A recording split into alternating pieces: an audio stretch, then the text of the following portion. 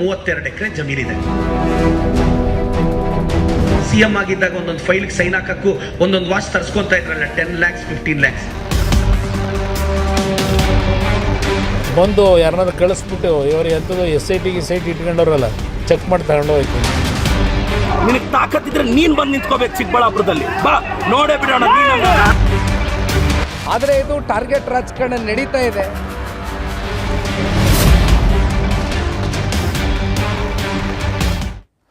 ಪ್ರದೀಪ್ ಈಶ್ವರ್ ಒಂದಲ್ಲ ಒಂದು ಕಾರಣಕ್ಕಾಗಿ ಒಬ್ಬರಲ್ಲ ಒಬ್ಬರ ವಿರುದ್ಧದ ತನ್ನ ಮಾತಿನ ಮೂಲಕವಾಗಿಯೇ ಬಹಳಷ್ಟು ವೈರಿಗಳನ್ನು ಈಗಾಗಲೇ ಕಟ್ಟಿಕೊಂಡಿದ್ದಾರೆ ರಾಜಕೀಯವಾಗಿ. ಈಗ ಅದರ ಮುಂದಿನ ಸರದಿ ಈಗ ಅವ್ರ ಜೊತೆಗೆ ಇರುವಂಥದ್ದು ಕುಮಾರಸ್ವಾಮಿ ವರ್ಸಸ್ ಪ್ರದೀಪ್ ಈಶ್ವರ್ ಅನ್ನುವಂಥಲ್ಲಿಗೆ ಬಂದು ನಿಂತಿದೆ. ಮೊನ್ನೆ ಅಷ್ಟೇ ದಾವಣಗೆರೆ ಚುನಾವಣೆ ಬೈ ಎಲೆಕ್ಷನ್ ಸಂದರ್ಭದಲ್ಲಿ ಏನೇನು ನಡೀತು ಅನ್ನೋದನ್ನು ನೋಡಿದ್ದೀವಿ. ಈಗ ಪ್ರದೀಪ್ ಈಶ್ವರ್ ಅವರಿಗೆ ಚಪ್ಪಲಿ ಎಸೆದಿದ್ದಾರೆ ಜೆಡಿಎಸ್ನ ಕಾರ್ಯಕರ್ತರ ಭೇಟಿಗೆ ಇವತ್ತು ನಿಖಿಲ್ ಕುಮಾರಸ್ವಾಮಿ ಹೋಗಿದ್ದಾರೆ ಚಿಕ್ಕಬಳ್ಳಾಪುರಕ್ಕೆ. ಒಟ್ಟಾರೆಯಾಗಿ ಇದು ರಾಜಕೀಯದಲ್ಲಿ ಏನಾಗಬಾರ್ದು ಅವೆಲ್ಲವೂ ಕೂಡ ನಡೀತಾ ಇದೆ. ಚಿಕ್ಕಬಳ್ಳಾಪುರದಲ್ಲಿ ಈಗ ನಡೀತಾ ಇರುವಂಥದ್ದು ಕೂಡ ಅದೇ ಸ್ವರೂಪದ ರಾಜಕಾರಣ. ಒಬ್ಬ ಶಾಸಕ ಬಂದಿದ್ದಾರೆ ಕಾರ್ಯಕ್ರಮಕ್ಕೆ, ಅಲ್ಲಿ ನಡೀತಾ ಇದ್ದಂಥದ್ದು ಕೆಂಪೇಗೌಡ ಜಯಂತಿ ಕಾರ್ಯಕ್ರಮ. ಆದರೆ ಆ ಶಾಸಕ ಅಲ್ಲಿ ಬರಲೇಬಾರ್ದು ಅಂತ ಹೇಳಿ ಒಂದು ಸಮುದಾಯದ ಜನ ನಿಂತ್ಕೊಂಡು ಮಾತಾಡ್ತಾರೆ ಅಂತ ಹೇಳಿದ್ರೆ ಅದಕ್ಕೂ ಕುಮಾರಸ್ವಾಮಿಯವರ ವಿರುದ್ಧದ ಟೀಕೆಗೂ ಕೆಂಪೇಗೌಡರ ಜಯಂತಿಗೂ ಎಲ್ಲಿಂದ ಎಲ್ಲಿಗೆ ಸಂಬಂಧ ಅನ್ನುವಂತಹ ಪ್ರಶ್ನೆಗಳು ಬಂದೇ ಬರ್ತವೆ. ಈ ವಿಚಾರದಲ್ಲಿ ನಡೀತಾ ಇರುವಂಥ ಒಟ್ಟು ಬೆಳವಣಿಗೆಯನ್ನು ನೋಡಿದರೆ ಎರಡೂ ಕಡೆಯಿಂದ ಬಹಳಷ್ಟು ರೀತಿಯಾದಂತಹ ರಾಜಕೀಯದ ಉದ್ದೇಶವಾಗಿಯೇ ಮಾಡ್ತಾ ಇರುವಂತಹ ಬೆಳವಣಿಗೆಗಳನ್ನು ನಾವು ಗಮನಿಸಬಹುದು. ಇಲ್ಲಿ ಚಿಕ್ಕಬಳ್ಳಾಪುರದ ಜೈಲಿಗೆ ಇವತ್ತು ನಿಖಿಲ್ ಕುಮಾರಸ್ವಾಮಿಯವರು ಭೇಟಿ ಕೊಟ್ಟಿದ್ದಾರೆ. ಅಲ್ಲಿ ತಮ್ಮ ಪಕ್ಷದ ಕಾರ್ಯಕರ್ತರು ಯಾರೆಲ್ಲ ಜೈಲು ಪಾಲಾಗಿದ್ದಾರೆ ಅವರುಗಳಿಗೆ ಧೈರ್ಯ ತುಂಬುವಂತಹ ಕೆಲಸವನ್ನು ನಿಖಿಲ್ ಕುಮಾರಸ್ವಾಮಿಯವರು ಮಾಡ್ತಾ ಇದ್ದಾರೆ. ಹಾಗಾದರೆ ಚಪ್ಪಲಿ ಎಸೆದಿರುವಂಥದ್ದು ಸರಿ ಅಂತಲ್ಲ, ಈ ರೀತಿಯಾಗಿ ಧೈರ್ಯ ತುಂಬುವುದರ ಉದ್ದೇಶ ಅನ್ನುವಂತಹ ಪ್ರಶ್ನೆಯೂ ಕೂಡ ಇದ್ದೇ ಇದೆ. ಇನ್ನು ಪ್ರಚೋದನೆ ಮಾಡಿದವರ ವಿರುದ್ಧ ಯಾಕೆ ಕ್ರಮ ಇಲ್ಲ ಅನ್ನುವಂತಹ ಪ್ರಶ್ನೆಯನ್ನು ಅವರು ಕೇಳ್ತಾ ಇದ್ದಾರೆ. ಪ್ರದೀಪ್ ಈಶ್ವರ್ ಅವರ ವಿರುದ್ಧ ದಳಪತಿಗಳು ತಿರುಗಿ ಬಿದ್ದಿದ್ದಾರೆ. ಪ್ರದೀಪ್ ಈಶ್ವರ್ ಅವರ ನಡವಳಿಕೆಯ ವಿರುದ್ಧ ಮತ್ತು ಪ್ರದೀಪ್ ಈಶ್ವರ್ ಅವರ ನಡವಳಿಕೆಯ ಕಾರಣದಿಂದಾಗಿಯೇ ಅವರು ಪ್ರಚೋದನೆ ಕೊಟ್ಟಿದ್ದರಿಂದಾಗಿಯೇ ನಮ್ಮ ಕಾರ್ಯಕರ್ತರು ಚಪ್ಪಲಿ ಎಸೆದಿದ್ದಾರೆ ಅನ್ನುವಂಥದ್ದು ಇಲ್ಲಿರುವಂತಹ ಮತ್ತೊಂದು ಆರೋಪ. ಈ ಕಾರಣಕ್ಕಾಗಿಯೇ ಅವರನ್ನೇ ಯಾಕೆ ಅರೆಸ್ಟ್ ಮಾಡ್ತಾ ಇಲ್ಲ ಅನ್ನುವಂಥದ್ದನ್ನು ಕೇಳ್ತಾ ಇದ್ದಾರೆ. ಯಾರು ಚಪ್ಪಲಿ ಎಸೆದಿದ್ದಾರೋ ಅಂಥವರನ್ನು ಈಗಾಗಲೇ ಅರೆಸ್ಟ್ ಮಾಡುವಂತಹ ಕೆಲಸವನ್ನು ಪೊಲೀಸರು ಮಾಡಿದ್ದಾರೆ. ಶಾಸಕರ ಕಡೆಗೆ ಚಪ್ಪಲಿಯನ್ನು ಬಿಸಾಕಿದ್ದಾರೆ.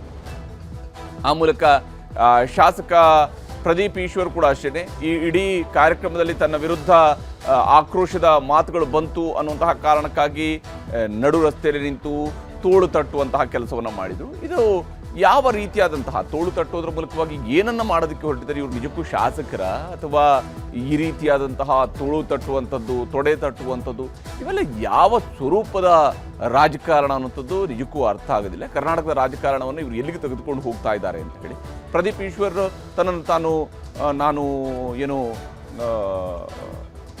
ಬಹಳ ಅದ್ಭುತವಾದಂತಹ ಕೋಚಿಂಗ್ ಕೊಡುವಂತಹ ವ್ಯಕ್ತಿ ಅಂತ ಹೇಳ್ಕೊತಾರೆ. ಆದರೆ ಇಲ್ಲಿ ಇರುವಂಥದ್ದು ಸಾರ್ವಜನಿಕ ನಡವಳಿಕೆಯ ಪ್ರಶ್ನೆಯೂ ಕೂಡ ಬರುತ್ತೆ. ಓಕೆ, ಅವರು ಕುಮಾರಸ್ವಾಮಿಯವರ ವಿರುದ್ಧ ಆರೋಪವನ್ನು ಮಾಡಿದ್ದಾರೆ. ಆ ಕಾರಣಕ್ಕಾಗಿ ಕೆಂಪೇಗೌಡ ಜಯಂತಿಯಲ್ಲಿ ಹೋಗಿ ಕುಮಾರಸ್ವಾಮಿಯವರ ಪರವಾಗಿರುವಂಥವ್ರು ಪ್ರದೀಪ್ ಈಶ್ವರ್ ಅವರು ಈ ಕಾರ್ಯಕ್ರಮದಲ್ಲಿ ಕೂರಬಾರ್ದು ಅಂತ ಹೇಳುವಂಥದ್ದು ಅದು ಎಷ್ಟರ ಮಟ್ಟಿಗೆ ಸರಿ, ಆ ಪ್ರಶ್ನೆಯೂ ಕೂಡ ಮೂಡುತ್ತೆ. ಹಾಗೆಯೇ ಮತ್ತೊಂದು ಕಡೆಯಲ್ಲಿ ಪ್ರದೀಪ್ ಈಶ್ವರ್ ಓಕೆ, ಅವರು ಏನೋ ಕಾರ್ಯಕ್ರಮದಲ್ಲಿ ಗಲಾಟೆ ಎಬ್ಬಿಸಿದ್ರು, ಅದಕ್ಕೆ ನಡು ರಸ್ತೆಯಲ್ಲಿ ನಿಂತುಕೊಂಡು ತೋಳು ತಟ್ಟುವಂಥದ್ರ ಅವಶ್ಯಕತೆ ಏನಿದೆ? ಇದು ಇನ್ನೊಂದು ಪ್ರಶ್ನೆಯೂ ಕೂಡ ಬರುತ್ತೆ. ಚಿಕ್ಕಬಳ್ಳಾಪುರದ ಶಾಸಕ ಪ್ರದೀಪ್ ಈಶ್ವರ್ ವಿರುದ್ಧ ದಳಪತಿಗಳು ಹೋರಾಟಕ್ಕೆ ಇಳಿದಿದ್ದಾರೆ. ಇಲ್ಲಿ ಸಾರ್ವಜನಿಕವಾಗಿ ಸವಾಲು ಪ್ರತಿ ಸವಾಲು ಅನ್ನುವಂಥದ್ದು ವೈಯಕ್ತಿಕ ಮಟ್ಟಕ್ಕೆ ಹೋಗಿ ನಿಲ್ಲುವಂಥದ್ರ ಪರಿಣಾಮಗಳಿವು. ತೋಳು ತಟ್ಟಿದ ಶಾಸಕರ ವಿರುದ್ಧವೂ ಕೂಡ ಕ್ರಮ ಆಗಬೇಕು ಅಂತೇಳಿ ಬಿಜೆಪಿಯವರು ಒತ್ತಡವನ್ನು ಹೇರ್ತಾ ಇದ್ದಾರೆ. ವಿಶೇಷವಾಗಿ ಪ್ರದೀಪ್ ಈಶ್ವರ್ ಅವರ ವಿರುದ್ಧ ಸೋತಿರ್ತಕ್ಕಂತಹ ಮಾಜಿ ಶಾಸಕ ಮತ್ತು ಹಾಲಿ ಸಂಸದರು ಕೂಡ ಆಗ್ರಹಿಸ್ತಾ ಇದ್ದಾರೆ. ತೋಳು ತಟ್ಟಿರತಕ್ಕಂತಹ ಶಾಸಕರ ವಿರುದ್ಧ ಕ್ರಮ ಆಗಬೇಕು, ಬೀದಿಗಳಲ್ಲಿ ಪ್ರತಿಭಟನೆ ನಡೆಸ್ತಾ ಇವೆ, ಒತ್ತಡ ಮತ್ತು ಕಾನೂನು ಹೋರಾಟಕ್ಕೂ ಕೂಡ ನಾವು ರೆಡಿ ಇದ್ದೀವಿ ಅನ್ನುವಂಥ ಈಗಾಗಲೇ ಘೋಷಣೆ ಮಾಡಿದ್ದಾರೆ ಬಿಜೆಪಿ ನಾಯಕರುಗಳು. ಯಾಕಂದರೆ ಅಲ್ಲಿ ಪ್ರದೀಪ್ ಈಶ್ವರ್ ಅವ್ರ ಜೊತೆಗೆ ವೈಯಕ್ತಿಕವಾದಂತಹ ಜಿದ್ದಾಜಿದ್ದಿ ಇದ್ದೇ ಇದೆ. ಚಿಕ್ಕಬಳ್ಳಾಪುರದ ನಗರ ಠಾಣೆಯ ಮುಂಭಾಗದಲ್ಲಿ ಇವತ್ತು ಭಾರತೀಯ ಜನತಾ ಪಕ್ಷದವರು ಕೂಡ ಪ್ರತಿಭಟನೆಯನ್ನು ನಡೆಸಿದ್ದಾರೆ ಮತ್ತು ಪ್ರದೀಪ್ ಈಶ್ವರ್ ಅವರ ವಿರುದ್ಧ ಏನು FIR ಅನ್ನು ದಾಖಲಿಸಬೇಕು, ಹಾಗೆಯೇ ಅವ್ರನ್ನ ಬಂಧಿಸಬೇಕು ಅನ್ನುವಂತಹ ಒತ್ತಾಯವೂ ಕೂಡ ಈಗ ಜೋರಾಗ್ತಾ ಇದೆ. ಪ್ರದೀಪ್ ಈಶ್ವರ್ ಅವರನ್ನು ಕೂಡ ಬಂಧಿಸಬೇಕು, ಯಾಕಂದರೆ ಅವರು ಸಾರ್ವಜನಿಕವಾಗಿ ಸವಾಲು ಎಸೆಯುವುದರ ಮೂಲಕ ಶಾಸಕ ಸ್ಥಾನಕ್ಕೂ ಪ್ರದೀಪ್ ಈಶ್ವರ್ ಅವರು ರಾಜೀನಾಮೆ ಕೊಡಲೇಬೇಕು ಅನ್ನುವಂತಹ ಬಿಗಿಪಟ್ಟನ್ನು ಹಿಡಿದಿದ್ದಾರೆ.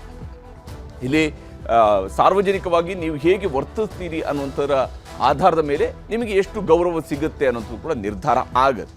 ಆದರೆ ಇಲ್ಲಿ ನಡೀತಾ ಇರುವಂತಹ ಘಟನೆ ಇದು ಕೇವಲ ಪ್ರದೀಪ್ ಈಶ್ವರ್ ಅವ್ರದ್ದು ಒಬ್ಬರದೇ ತಪ್ಪು ಅಂತ ಕೂಡ ಹೇಳೋಕ್ಕಾಗಲ್ಲ. ಎಲ್ಲ ಕಡೆಯಿಂದಲೂ ಕೂಡ ಆಗಿರುವಂತಹ ತಪ್ಪುಗಳನ್ನು ನಾವಿಲ್ಲಿ ಗಮನಿಸಲೇಬೇಕು. ಏನೇನು ಆಗ್ತಾ ಇದೆ ಇಲ್ಲಿ ಅಂತ ಹೇಳಿ, ರಾಜಕಾರಣ ಎಲ್ಲಿಂದ ಎಲ್ಲಿಗೆ ತಗೊಂಡು ಹೋಗ್ತಾ ಇದ್ದಾರೆ. ವಾಚ್ ವರ್ಸಸ್ ಚಪ್ಪಲಿ ವಾರ್. ಇಲ್ಲಿ ಒಂದು ಕಡೆಯಲ್ಲಿ ಪರಿಶ್ರಮ ನೀಟ್ ಅಕಾಡೆಮಿಯ ಭೂಮಿಯ ಬಗ್ಗೆ JDSನವರು ಪ್ರಶ್ನೆ ಎತ್ತಿದ್ರು. ಪರಿಶ್ರಮವನ್ನು ಕೆಣಕಿದ್ದಕ್ಕೆ ಬಿಡದಿ ಜಾಗದ ಬಗ್ಗೆ ಪ್ರದೀಪ್ ಈಶ್ವರ್ ಅವರು ಪ್ರಶ್ನೆ ಎತ್ತಿದ್ರು. ಇಲ್ಲಿಂದ ಶುರುವಾಗಿರುವಂಥ ಅಂದರೆ ಇದು ಟ್ರಿಗರಿಂಗ್ ಪಾಯಿಂಟ್ ಅಷ್ಟೇ. ಆದರೆ ನೋಡಿ, ಪರಿಶ್ರಮಕ್ಕೆ ಅಕ್ರಮವಾಗಿ 3 CA ಸೈಟ್ಗಳನ್ನು ಹಂಚಿಕೆ ಮಾಡಲಾಗಿದೆ ಅನ್ನೋದು JDSನವರು ಮಾಡಿದಂತಹ ಆರೋಪ. ಆ ಆರೋಪ ನಿಜನಾ ಸುಳ್ಳ ಅನ್ನೋದ್ರ ಬಗ್ಗೆ ನೇರವಾದಂಥ ಉತ್ತರವನ್ನು ಕೊಡಬೇಕಾದಂತಹ ಜವಾಬ್ದಾರಿ ಪ್ರದೀಪ್ ಈಶ್ವರ್ ಅವರದ್ದು. ಆದರೆ ಪ್ರದೀಪ್ ಈಶ್ವರ್ ಅವರು ಅನಿತಾ ಕುಮಾರಸ್ವಾಮಿ ಅವರ ಹೆಸರಿನಲ್ಲಿರುವಂತಹ 32 ಎಕರೆ ಜಮೀನಿನ ಬಗ್ಗೆ ಪ್ರಸ್ತಾಪ ಮಾಡಿದರು. ಇದನ್ನು ನೀವು ಹೆಂಗೆ ಖರೀದಿ ಮಾಡಿದ್ರಿ ಅಂತ ಕೇಳಿದರು. ಅಷ್ಟೇ ಅಲ್ಲದೆ ಅದಕ್ಕೆ ಮತ್ತೊಂದು ಕಡೆ ನಿಯಮ ಮೀರಿ ಸೈಟ್ ಹಂಚಿಕೆಯನ್ನು ಮಾಡಲಾಗಿದೆ ಅನ್ನುವಂಥದ್ದು JDSನವರು ಮಾಡಿರ್ತಕ್ಕಂತಹ ಆರೋಪ. ಬಿಡದಿಯ 32 ಎಕರೆಯನ್ನು ನೀವು ಹೇಗೆ ಖರೀದಿ ಮಾಡಿದ್ರಿ ಅಂತ ಹೇಳಿ ಪ್ರದೀಪ್ ಈಶ್ವರ್ ಅವರು ಕೇಳ್ತಾ ಇರುವಂತಹ ಪ್ರಶ್ನೆ. ಆದರೆ ಈ ಪ್ರಶ್ನೆಗಳನ್ನೆಲ್ಲ ಬಿಟ್ಬಿಟ್ಟಿದ್ದಾರೆ. ಈಗ ಉತ್ತರಗಳು ಬೇರೆ ಬೇರೆ ಯಾವ್ಯಾವುದೋ ಸ್ವರೂಪಗಳಿಗೆ ಹೋಗಿದ್ದಾವೆ. ನಿಯಮ ಮೀರಿ ಸೈಟ್ ಮಂಜೂರಾತಿ ಮತ್ತು ಅಕಾಡೆಮಿಯ ಶುಲ್ಕ ವಂಚನೆಯ ಪ್ರಕರಣದ ಬಗ್ಗೆಯೂ ಕೂಡ ಪ್ರಸ್ತಾಪವನ್ನು JDSನವರು ಮಾಡಿದ್ದಾರೆ ಕುಮಾರಸ್ವಾಮಿ ಅವರ ಕಡೆಯಿಂದ. ಇಲ್ಲಿ ಕುಮಾರಸ್ವಾಮಿ ಅವರ ಬಳಿಯಲ್ಲಿ ದುಬಾರಿ ವಾಚ್ಗಳಿದ್ದಾವೆ ಅನ್ನುವಂತಹ ಆರೋಪವನ್ನು ಪ್ರದೀಪ್ ಈಶ್ವರ್ ಅವರು ಮಾಡಿದ್ರು. ವಿಶೇಷವಾಗಿ ಪ್ರದೀಪ್ ಈಶ್ವರ್ ಅವರು ಹೇಳುವಂಥದ್ದು, ಅವರು ಒಂದೊಂದು ಫೈಲ್ ಸೈನ್ ಹಾಕಿಸ್ಕೊಳ್ಳೋದಕ್ಕೂ 10-15 ಲಕ್ಷ ರೂಪಾಯಿಯ ವಾಚನ್ನು ಪಡೆದುಕೊಳ್ತಾ ಇದ್ರು. ಏನು ಇಡೀ ದಿವಸ ಗಂಟೆ ನೋಡ್ತಾ ಕೂತ್ಕೊಳ್ಳೋದೇ ಕೆಲಸ ಇರುತ್ತೆ. ಒಂದೊಂದು ಫೈಲ್ ಸೈನ್ ಹಾಕೋದಕ್ಕೂ ಕೂಡ 10-15 ಲಕ್ಷದ ವಾಚ್ ತಗೊಳ್ಳೋದು ಅಂದರೆ ಆರೋಪಗಳಿಗೂ ಕೂಡ ಅಂದರೆ ಯಾವುದೇ ರೀತಿಯಂಥ ಆರೋಪಗಳು ನಡೀತಾ ಹೋಗಿದ್ದಾವೆ. ಇಲ್ಲಿ ಇವರಿಬ್ಬರ ಮಾತುಗಳು ಹೇಗಿದ್ವು ಅನ್ನೋದನ್ನು ನಿಮಗೆ ತೋರಿಸ್ತೀನಿ. ಬಿಡದಿಯಲ್ಲಿ ಅನಿತಕ್ಕದು 32 ಎಕರೆ ಜಮೀನಿದೆ. ಇದು ನಾನು ಹೇಳಿದ್ದಲ್ಲ, ನೆನ್ನೆ ಅನಿತಕ್ಕ ಅವರೇ ಹೇಳಿದ್ದು ಬಿಡದಿಯಲ್ಲಿ 32 ಎಕರೆ ಇದೆ ಅಂತ. ಕುಮಾರಣ್ಣ 32 ಎಕರೆ 1 ಕೋಟಿ ರೂಪಾಯಿ ಅನ್ನೋಣ ಬಿಡದಿ ಹತ್ರ ನೀವು ತಗೊಂಡಾಗ 32 ಕೋಟಿ ಹೆಂಗ್ ಬಂತು ಕುಮಾರಣ್ಣ? ರಾಮರಾಜ್ ಪಂಚೆ ಮಾರಿದ್ರ ಕುಮಾರಣ್ಣ? ರಾಮರಾಜ್ ಬನೀನ್, Ramraj shirt, Ramraj brand ambassador ಆಗಿದ್ರ ಕುಮಾರಣ್ಣ? ಇಲ್ಲ ನಿಮ್ಮ ಫಾರ್ಮ್ ಹೌಸ್ ಅಲ್ಲಿ ಬದನೆಕಾಯಿ ಬೆಳೆಯುತ್ತಲ್ಲ ಅದಕ್ಕೇನಾದ್ರೂ ರೇಟ್ ಜಾಸ್ತಿ ಬಂದಿತ್ತ ಕುಮಾರಣ್ಣ? ಇಲ್ಲ ನಿಮ್ಮ ಹತ್ರ ಇರೋ ವಾಚ್ಗಳೆಲ್ಲ ಇತ್ತಲ್ಲ, CM ಆಗಿದ್ದಾಗ ಒಂದೊಂದು ಫೈಲ್ಗೆ ಸೈನ್ ಹಾಕಕ್ಕೂ ಒಂದೊಂದು ವಾಚ್ ತರಿಸ್ಕೊಂತ ಇದ್ರಲ್ಲ 10 lakhs 15 lakhs, ಅದರಿಂದ ಬಂತ ಕುಮಾರಣ್ಣ? ಅದೇ ಬಳ್ಳಾರಿಯಿಂದ ಕಿಕ್ ಬ್ಯಾಕ್ ಬಂತಲ್ಲ ಕುಮಾರಣ್ಣ, ಆವಾಗ ಟಾಟಾ ಸುಮೋದಲ್ಲಿ ಅದ್ರಲ್ಲಿ ತಗೊಂಡ್ರ ಕುಮಾರಣ್ಣ? ಡಿನೋಟಿಫಿಕೇಶನ್ ಅಲ್ಲಿ ಹೊಡೆದ್ರಂತಲ್ವಾ, ಅದ್ರಲ್ಲಿ ತಗೊಂಡ್ರ ಕುಮಾರಣ್ಣ? ಕುಮಾರಣ್ಣ ನೀವು ಹೇಳಿದಕ್ಕೆ ನಾನು ಉತ್ತರಿಸ್ತಾ ಇದ್ದೀನಿ. ಇದಕ್ಕೆ ಆನ್ಸರ್ ಮಾಡ್ಬಿಟ್ರೆ ನಾವು ಕುಮಾರಣ್ಣ ಅವ್ರ ಇಂಟಿಗ್ರಿಟಿನ ಪ್ರಶ್ನೆನೇ ಮಾಡಲ್ಲ. 80 ಲಕ್ಷ ಅಂತ ಯಾರು ನೆನ್ನೆ ಹೇಳ್ಕೊಂಡವ್ರೆ. ಇದು ಸ್ವಲ್ಪ ಒಂಚೂರು ನೋಡಿ ಯಾವ ವಾಚು ಅಂತೇಳಿ. ಏನೋ 75 ಲಕ್ಷದ್ದು 80 ಲಕ್ಷದ್ದು ಅಂತ. ಇಲ್ಲಿ ಅಂಬೇಡ್ಕರ್ ಅವರ ಚಿತ್ರ ಇರತಕ್ಕಂಥ ವಾಚ್ ಇದು, HMT ವಾಚ್. ಬಂದು ಯಾರನ್ನಾದ್ರು ಕಳಿಸ್ಬಿಟ್ಟು ಇವರು ಎಂಥದ್ದು SIT ಇಟ್ಕೊಂಡವ್ರಲ್ಲ, ಚೆಕ್ ಮಾಡಿ ತಗೊಂಡೋಗಿ ಕೇಳಿ. ಹೀಗೆ ಅವರು ಆರೋಪವನ್ನು ಮಾಡಿದರು. ಅದಕ್ಕೆ ಇವರು ಉತ್ತರ ಕೊಟ್ಟರು, ಇವರು ಉತ್ತರಕ್ಕೆ ಮತ್ತೊಂದು ಉತ್ತರವನ್ನು ಕೊಟ್ಟರು. ಅಲ್ಲಿಂದ ನಂತರ ನಡೆದಿರುವಂಥದ್ದು ಇದೆಲ್ಲವೂ ಕೂಡ ಮಾತಿನಲ್ಲಿ ನಡೆದಂಥದ್ದು. ಒಂದಾದರೆ ಜೂನ್ 27ಕ್ಕೆ ಯಾವಾಗ ಚಿಕ್ಕಬಳ್ಳಾಪುರದಲ್ಲಿ ಕೆಂಪೇಗೌಡ ಜಯಂತಿ ನಡೀತು, ಅಲ್ಲಿ ಈ ವಿಚಾರ ರಾಜಕೀಯದ ರೀತಿಯನ್ನು ಮತ್ತಷ್ಟು ಮುಂದಕ್ಕೆ ತೆಗೆದುಕೊಂಡು ಹೋಯಿತು. ಶಾಸಕ ಪ್ರದೀಪ್ ಈಶ್ವರ್ ವಿರುದ್ಧ JDSನ ಒಕ್ಕಲಿಗ ನಾಯಕರುಗಳು ಕಿಡಿಕಾರೋದಕ್ಕೆ ಶುರು ಮಾಡಿದರು. ಆದರೆ ಕುಮಾರಸ್ವಾಮಿ ಅವರು ಆರೋಪ ಮಾಡಿದರೆ ಸರಿ, ಕುಮಾರಸ್ವಾಮಿ ಅವರ ವಿರುದ್ಧ ಆರೋಪ ಮಾಡಿದರೆ ತಪ್ಪು, ಅದಕ್ಕೆ ಅವರು ಒಕ್ಕಲಿಗರು ನಾಯಕರುಗಳು ಮಾತ್ರ ಸೇರಿಕೊಂಡು ಆರೋಪವನ್ನು ಮಾಡೋದು ಮತ್ತು ಕೆಂಪೇಗೌಡ ಜಯಂತಿಯ ದಿವಸದಂದು ವೇದಿಕೆಯಿಂದ ಅವ್ರನ್ನ ಕಳಿಸಬೇಕು ಅಂತ. ಇದಕ್ಕೂ ಒಬ್ಬ ಸ್ಥಳೀಯ ಶಾಸಕರನ್ನು ಕೆಂಪೇಗೌಡ ಜಯಂತಿಯಂತಹ ಕಾರ್ಯಕ್ರಮ, ಅದು ಸರ್ಕಾರ ನಡೆಸ್ತಾ ಇರುವಂತಹ ಕಾರ್ಯಕ್ರಮದಲ್ಲಿ ಮತ್ತು ರಾಜ್ಯ ಸರ್ಕಾರ ಆಯೋಜನೆ ಮಾಡ್ತಾ ಇರುವಂತಹ ಕಾರ್ಯಕ್ರಮಗಳು ಮತ್ತು ಕೆಂಪೇಗೌಡರ ಜಯಂತಿಯ ದಿವಸ ಇವರು ಬರಬಾರ್ದು, ಒಕ್ಕಲಿಗ ನಾಯಕರ ವಿರುದ್ಧ ಆರೋಪ ಮಾಡಿದ್ದಾರೆ ಅನ್ನುವಂತಹ ರೀತಿಯಲ್ಲಿ ಆರೋಪಗಳು ಬಂತು. ಕಾರ್ಯಕ್ರಮ ಮುಗಿಸಿ ಹೋಗ್ತಾ ಇದೆ. ಓಕೆ, ಅದು ಒಂದು ಎಪಿಸೋಡು. ಅಲ್ಲಿಗೆ ಮುಗೀತಾ? ಅಲ್ಲಿಗೆ ಮುಗ್ದಿಲ್ಲ. ಅಲ್ಲಿ ಮುಂದುವರೆದು ಪ್ರದೀಪ್ ಈಶ್ವರ್ ಅವರು ಸುಮ್ಮನೆ ಕೂತ್ಕೊಂಡ್ರ? ಇಲ್ಲ. ಅವ್ರೇನು ಮಾಡಿದರು? ಕಾರ್ಯಕ್ರಮ ಮುಗಿಸಿ ಹೋಗ್ತಾ ಇದ್ದ ವೇಳೆ ತೋಳು ತಟ್ಟಿದ್ರು ಪ್ರದೀಪ್ ಅವರು. ಅದು ತನ್ನ ಕಾರ್ ಮೇಲೆ ನಿಂತ್ಕೊಂಡು ತೋಳು ತಟ್ಟುವಂತಹ ಕೆಲಸವನ್ನು ಸಾರ್ವಜನಿಕವಾಗಿ ಮಾಡಿದರು. ಅಂದರೆ ಯಾವ ಉದ್ದೇಶ, ಏನು ಸಂದೇಶ ಅಂತ ಹೇಳಿ ಪ್ರದೀಪ್ ಈಶ್ವರ್ ಮೇಲೆ ಆ ಸಂದರ್ಭದಲ್ಲಿ ಚಪ್ಪಲಿಯನ್ನು ತೂರ್ತಾರೆ ಕಿಡಿಗೇಡಿಗಳು, ಚಪ್ಪಲಿ ಬಿಸಾಕ್ತಾರೆ ಶಾಸಕರ ಮೇಲೆ. ಅಂದರೆ ಚಪ್ಪಲಿ ಎಸೆದ ಬಗ್ಗೆ ಕಾಂಗ್ರೆಸ್ ನಾಯಕರು ಕೂಡ ಆಕ್ರೋಶವನ್ನು ವ್ಯಕ್ತಪಡಿಸಿದ್ದಾರೆ. ಈಗಾಗಲೇ ಆರೋಪಗಳು, ಪ್ರತ್ಯಾರೋಪಗಳು ಇವೆಲ್ಲವೂ ಕೂಡ ನಡೀತಾ ಇದ್ದಾವೆ. ಪ್ರದೀಪ್ ಈಶ್ವರ್ ಮೊದಲ ಬಾರಿಗೆ ಶಾಸಕರಾದಂಥವ್ರು. ಶಾಸಕರಾಗೋದಕ್ಕೆ ಸುಮಾರು 1 ತಿಂಗಳ ಮೊದಲಷ್ಟೇ ರಾಜಕೀಯದಲ್ಲೂ ಕೂಡ ಅವರು ಕಾಂಗ್ರೆಸ್ನಲ್ಲಿ ಒಬ್ಬ ನಾಯಕನಾಗಿ ಅಲ್ಲಿಂದ ಶಾಸಕರಾಗ್ತಾರೆ. ಆಮೇಲೆ ಅವರು ಗೆದ್ದು ಬಂದ ನಂತರ ಈಗ ಕಳೆದ 3 ವರ್ಷಗಳ ಅವಧಿಯಲ್ಲಿ ನಾನಾ ಸ್ವರೂಪಗಳಲ್ಲಿ ಅವರು ಆರೋಪಗಳನ್ನು ಮಾಡ್ತಿದ್ದಾರೆ. ಅಫ್ಕೋರ್ಸ್ ಅವರ ಪಕ್ಷದ ಪರವಾಗಿ ಇದ್ದುಕೊಂಡು ಇನ್ನೊಬ್ಬರ ವಿರುದ್ಧ ವಾಗ್ದಾಳಿ ನಡೆಸೋದು ಇವೆಲ್ಲವೂ ಕೂಡ ಸಹಜ, ರಾಜಕೀಯದಲ್ಲಿ ಇದ್ದಂಥದ್ದೇ. ಆದರೆ ಕುಮಾರಸ್ವಾಮಿ ಅವರ ವಿರುದ್ಧ ಪ್ರದೀಪ್ ಅವರು ನೇರ ವಾಗ್ದಾಳಿ ಮಾಡಿರುವಂಥದ್ದು ಇವು ಒಂದು ಭಾಗ. ಆದರೆ ಯಾವಾಗ ತೋಳು ತಟ್ತಾರಲ್ಲ ಆ ಸಂದರ್ಭದಲ್ಲಿ ಚಪ್ಪಲಿ ಎಸೆದಿದ್ದಾರೆ.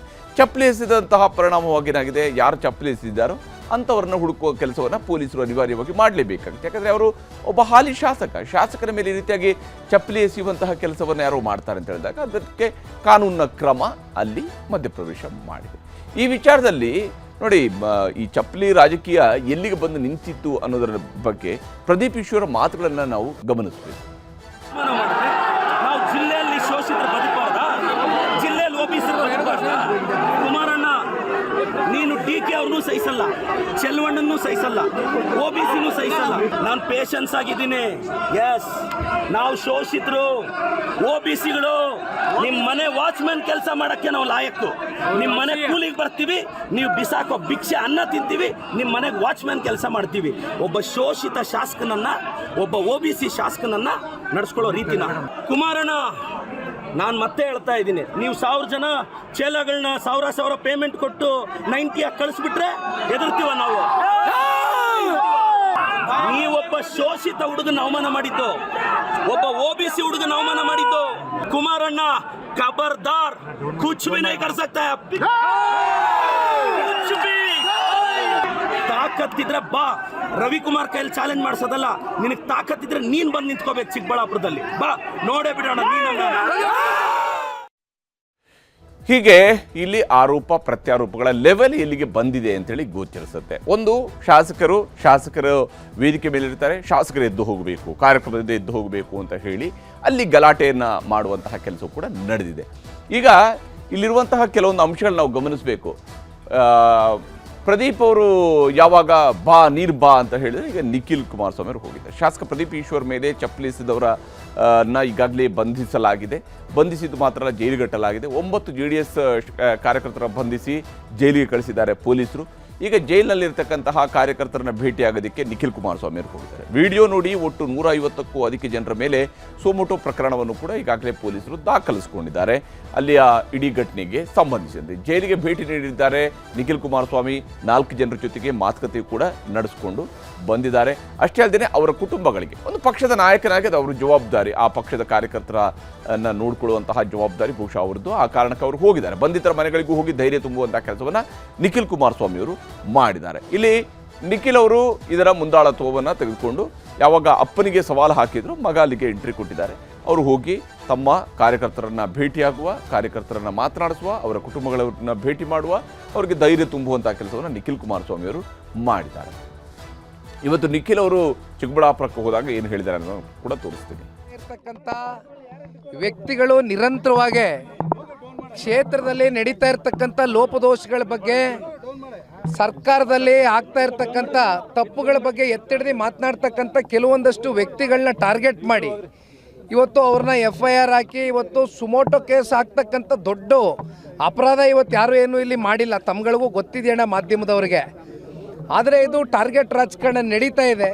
ಸರ್ಕಾರದ ಕೆಲವೊಂದಷ್ಟು ಜನಪ್ರತಿನಿಧಿಗಳ ಒತ್ತಡಕ್ಕೆ ಮಣಿದು ಇವತ್ತು ಇಂಥ FIRಗಳು ನಡೀತಾ ಇದೆ. ಆದರೆ ಒಂದು, ಇವ್ರು ಯಾರಿಗೂ ಕೂಡ ಇಲ್ಲಿ ಜೈಲಿನ ವಾತಾವರಣ ನೋಡ್ತಕ್ಕಂಥದ್ದಕ್ಕೆ ಯಾರು ಅಂಥ ಸಂಸ್ಕೃತಿಯಿಂದ ಬಂದಿರತಕ್ಕಂಥವ್ರಲ್ಲ, ಅಂಥ ಹಿನ್ನೆಲೆ ಬ್ಯಾಕ್ಗ್ರೌಂಡಿಂದ ಬಂದಿರತಕ್ಕಂಥವ್ರು ಯಾರೂ ಇಲ್ಲ. ಅವ್ರ ಕಣ್ಣಲ್ಲಿ ಒಂದು ನೋವಿದೆ, ಅವ್ರ ಕಣ್ಣಲ್ಲಿ ಒಂದು ಭಯವೂ ಕೂಡ ಕಾಡ್ತಾ ಇದೆ. ನಾನು ಇಲ್ಲ ಅಂತಕ್ಕಂಥದ್ದು ಹೇಳೋದಕ್ಕೆ ಇಚ್ಛೆ ಪಡೋದಿಲ್ಲ. ಯಾಕೆಂದರೆ ಯಾವುದೇ ಒಬ್ಬ ಒಳ್ಳೆಯ ಬದುಕನ್ನು ಕಟ್ಕೊಂಡಿರ್ತಕ್ಕಂಥ ವ್ಯಕ್ತಿ, ಗೌರವಯುತವಾಗಿ ಜೀವನ ಮಾಡಿರ್ತಕ್ಕಂಥ ಒಬ್ಬ ಸಾಮಾನ್ಯ ಪ್ರಜೆನ ಈ ರೀತಿ ಟಾರ್ಗೆಟ್ ಮಾಡಿ ನೀವು ಒಳಗಡೆ ಹಾಕಿದಂಥ ಸಂದರ್ಭದಲ್ಲಿ ಅವನಲ್ಲಿ ಮತ್ತು ಅವರ ಕುಟುಂಬಸ್ಥರ ಮೇಲೆ ಯಾವ ರೀತಿ ಒಂದು ಆಘಾತ ಉಂಟಾಗಿದೆ ಅಂತಕ್ಕಂಥದ್ದು ಅವರಲ್ಲಿ ಒಂದು ಭಾವನೆಯನ್ನು ವ್ಯಕ್ತ ಆಗಿದೆ. ಹೀಗೆ ಇಲ್ಲಿ ಆರೋಪಗಳು ಕೂಡ ಬಂದಿದ್ದಾವೆ. ನಿಖಿಲ್ ಅವರು ತಮ್ಮ ಕಾರ್ಯಕರ್ತರ ಪರವಾಗಿ ನಿಂತಿದ್ದಾರೆ. ಇಲ್ಲಿ ಪ್ರಚೋದನೆ ಆಗಿರುವಂಥದ್ದು ಯಾರಿಂದ ಅನ್ನುವಂಥ ಪ್ರಶ್ನೆ ಬರುತ್ತೆ. ಅಮಾಯಕರ ಬಂಧನ ಮಾಡ್ತೀರಿ, ಪ್ರಚೋದನೆ ಮಾಡಿದವರು ಎಲ್ಲಿ ಅನ್ನುವಂತಹ ಪ್ರಶ್ನೆಯನ್ನು ಕೇಳ್ತಾ ಇದ್ದಾರೆ. ವಿಶೇಷವಾಗಿ ಪೊಲೀಸರ ಕ್ರಮಕ್ಕೆ ಬಿಜೆಪಿ ಮತ್ತು JDS ನಾಯಕರು ಆಕ್ರೋಶವನ್ನು ವ್ಯಕ್ತಪಡಿಸ್ತಾ ಇದ್ದಾರೆ. ಪ್ರಚೋದನೆ ಮಾಡಿದಂಥವರು ಪ್ರದೀಪ್ ಈಶ್ವರ್ ಅನ್ನುವಂತಹ ಕಾರಣಕ್ಕಾಗಿ ಪ್ರದೀಪ್ ಈಶ್ವರ್ ವಿರುದ್ಧವೂ ಕೂಡ ಕ್ರಮ ಆಗಬೇಕು ಅನ್ನುವ ಆಗ್ರಹವನ್ನು ಮಾಡ್ತಾ ಇದ್ದಾರೆ. ಶಾಸಕ ಪ್ರದೀಪ್ ಈಶ್ವರ್ ವಿರುದ್ಧವೂ ಕೂಡ FIR ಹಾಕಬೇಕು ಅನ್ನುವಂತಹ ಪಟ್ಟನ ಈಗ ಬಿಜೆಪಿ ಮತ್ತು JDS ನಾಯಕರುಗಳು ಹಿಡಿದಿದ್ದಾರೆ ಮತ್ತು ಆರೋಪವನ್ನ ಮಾಡ್ತಾ ಇದ್ದಾರೆ. ವಿಶೇಷವಾಗಿ ಪ್ರದೀಪ್ ಈಶ್ವರ್ ವಿರುದ್ಧ ಕ್ರಮ ಆಗಬೇಕು, ಪ್ರದೀಪ್ ಈಶ್ವರೇ ಇದಕ್ಕೆಲ್ಲ ಕಾರಣ ಅನ್ನುವಂಥದ್ದನ್ನ ಹೇಳ್ತಾ ಇದ್ದಾರೆ. ಈ ವಿಚಾರದಲ್ಲಿ ಯಾರ್ಯಾರು ಏನು ಹೇಳ್ತಿದ್ದಾರೆ ಅನ್ನೋದು ನಿಮ್ಗೆ ತೋರಿಸ್ತೀನಿ. ಪ್ರಚೋದನಾಕಾರಿಯಾದಂಥ ಹೇಳಿಕೆಗಳು ಕೊಟ್ಟು ಈ ರೀತಿ ಪ್ರಚೋದನೆಯನ್ನು ಮಾಡಿ ಉದ್ದೇಶಪೂರ್ವಕವಾಗಿ ಒಳಗಡೆ ಹಾಕ್ಸಿರ್ತಕ್ಕಂಥ ಆ ವ್ಯಕ್ತಿನ ಇಲ್ಲಿವರೆಗೂ ಕೂಡ ಯಾರು ಕೂಡ ಪ್ರಶ್ನೆ ಮಾಡ್ತಾ ಇಲ್ಲ. FIR ಯಾರ ಮೇಲೆ ದಾಖಲಾಗಬೇಕು ಅಂತಕ್ಕಂಥದ್ದು ಬಹುಶಃ ನಿಮಗೂ ಗೊತ್ತಿದೆ, ನಮಗೂ ಗೊತ್ತಿದೆ. ಆದರೆ ಇವತ್ತು ಸರ್ಕಾರ ಅವ್ರ ಮೇಲೆ FIR ದಾಖಲಾಗಬೇಕು ಅಂತ ಹೇಳ್ತೀರಾ? ಈಗ ಪ್ರಚೋದನೆ ಮಾಡಿದಂಥವ್ರು ಅವರು ಅಲ್ಲಿ ಹಾಲಲ್ಲಿ ಇರೋವರೆಗೂ ಕೂಡ ಬೆಕ್ತರ ಇದ್ದು ಹೊರಗಡೆ ಹೋದ ಕೂಡಲೇ ನಿಮ್ಮ ಉತ್ತರ ಕುಮಾರ್ನ ಪೌರುಷ ತೋರಿಸಿದರೆ ಸುಮ್ಮನೆ ಇರ್ತಾರ? ನೀವೇ ಅದಕ್ಕೆ ನೇರ ಕಾರಣ. ಇಷ್ಟು ಘಟನೆ ಆಗೋದಕ್ಕೆ ಈ ಕ್ಷೇತ್ರದ ಶಾಸಕರೇ ನೇರ ಕಾರಣ. ಅದಕ್ಕೆ ಅವರು ಮೊದಲನೇ FIR ಅಲ್ಲಿ A1 ಅವ್ರು ಇರಬೇಕು. ಯಾರೇ ಇದ್ರು ಕಂಪ್ಲೇಂಟ್ ಕೊಟ್ಟರೆ ತಗೋತೀವಿ. ಕಂಪ್ಲೇಂಟ್ ಕೊಡಿ ಸ್ವಾಮಿ. ಸುಮ್ಮನೆ ಮೀಡಿಯಾನಲ್ಲಿ ಹೋಗಿ ಮಾತಾಡಿದ್ಕೆಲ್ಲ ನಾವು ಅರೆಸ್ಟ್ ಮಾಡೋಕ್ಕಾಗುತ್ತಾ? FIR ಮಾಡಿ, FIR ಕೊಡಿ, ವಿ ವಿಲ್ ದಾಖಲಾದರೆ ನಾವು ಆ್ಯಕ್ಷನ್ ತಗೋತೀವಿ. ನೀವು ಮೀಡಿಯಾ ಟ್ರಯಲ್ ಮಾಡೋಕ್ಕಿದ್ರೆ ಅದು ನಿಮ್ಮ ಇಷ್ಟ. ಬನ್ನಿ, ಕಂಪ್ಲೇಂಟ್ ಕೊಡಿ. ಕಂಪ್ಲೇಂಟಲ್ಲಿ ಏನಾದರೂ ನಮಗೆ ಸಾಕ್ಷಿ ಸಿಕ್ಕಿದ್ರೆ ಅರೆಸ್ಟ್ ಮಾಡ್ತೀವಿ. ಅದು ಇದು ಬಿಟ್ಟು ನೀವು ಮೀಡಿಯಾ ಮುಂದೆ ಹೋಗ್ಬಿಟ್ಟು FIR ಆಗಿಲ್ಲ, ಅರೆಸ್ಟ್ ಆಗಿಲ್ಲ ಅಂತ ಹೇಳಿದ್ರೆ ನಮಗೇನು ಗೊತ್ತು? ನನ್ನ ಮಾಹಿತಿ ಪ್ರಕಾರ ಯಾರು ಅಲ್ಲಿ ಸ್ಟೇಷನಿಗೆ ಬಂದು ಏನೂ ಕೊಟ್ಟಿಲ್ಲ. ಕೊಟ್ಟರೆ ವಿ ವಿಲ್ ಸಿ. ಹೀಗೆ ಇಲ್ಲಿ ಆರೋಪ ಪ್ರತ್ಯಾರೋಪಗಳಿದ್ದಾವೆ. ಆದರೆ ಒಟ್ಟು ಇಡೀ ಬೆಳವಣಿಗೆಯನ್ನು ನೋಡಿದಾಗ ಎರಡೂ ಕಡೆಯಲ್ಲೂ ಕೂಡ ಈ ರೀತಿಯಾದಂತಹ ಒಂದು ರಾಜಕಾರಣವನ್ನು ಯಾವ ಉದ್ದೇಶಕ್ಕಾಗಿ ಮಾಡ್ತಾ ಇದ್ದಾರೆ? ವೈಯಕ್ತಿಕವಾದಂತಹ ಮಟ್ಟದ ರಾಜಕಾರಣವನ್ನು. ಇದರಿಂದ ಯಾವುದೇ ಕ್ಷೇತ್ರದ ಅಭಿವೃದ್ಧಿಗಾಗಲ್ಲ, ಬೇರೆನೇನಕ್ಕೂ ಆಗಲ್ಲ. ಇಲ್ಲಿ ಆಗ್ತಾ ಇರೋದು ಏನಂದರೆ ವೈಯಕ್ತಿಕವಾದಂತಹ ಜಿದ್ದಾಜಿದ್ದಿ, ವೈಯಕ್ತಿಕವಾದಂತಹ ಜಟಾಪಟಿ, ಮತ್ತು ಅದರ ನಡುವೆಯಲ್ಲಿ ನೋಡಿ ಇವೆಲ್ಲವೂ ಕೂಡ ಒಂದು ಕಡೆ ನಡೀತಾ ಇದ್ದರೆ ಒಂದು ಕಡೆ ತೋಳು ತಟ್ತಾರೆ. ಅದಾದ ಮೇಲೆ ಹೇಳ್ತಾರೆ ನಾನು OBC ಅನ್ನೋ ಕಾರಣಕ್ಕಾಗಿನಾ ಅನ್ನುವಂತಹ ಪ್ರಶ್ನೆಯನ್ನು ಪ್ರದೀಪ್ ಈಶ್ವರ್ ಅವರು ಕೂಡ ಹೇಳ್ತಾರೆ. ಅಂದರೆ ಜಾತಿಯ ರಕ್ಷಣೆಯನ್ನು ಪಡ್ಕೊಳ್ಳೋದಕ್ಕೆ ಅವರು ಪ್ರಯತ್ನವನ್ನು ಪಡ್ತಾರೆ. ಮತ್ತೊಂದು ಕಡೆಯಲ್ಲೂ ಕೂಡ ಅದೇ ರೀತಿಯಂತಹ ಜಾತಿಯ ಉದ್ದೇಶದ ಕಾರಣಕ್ಕಾಗಿದೆ, ಇಲ್ಲ ನಮ್ಮ ಒಕ್ಕಲಿಗ ನಾಯಕನ ವಿರುದ್ಧ ಮಾತಾಡಿದ್ದಾರೆ ಅನ್ನೋ ಕಾರಣಕ್ಕಾಗಿ ಕೆಂಪೇಗೌಡ ಜಯಂತಿಯಲ್ಲಿ ಪ್ರತಿಭಟನೆ ನಡೆಸುವಂಥದ್ದು. ಇವೆಲ್ಲವೂ ಕೂಡ ಏನು ಸಂದೇಶವನ್ನು ಕೊಡೋದಕ್ಕೆ ಹೊರಟಿದ್ದಾರೆ ಈ ಮೂರು ಪಕ್ಷಗಳವರು ಇಲ್ಲಿ ಅನ್ನೋಂಥ ಪ್ರಶ್ನೆಯೂ ಕೂಡ ಇರುವಂಥದ್ದು.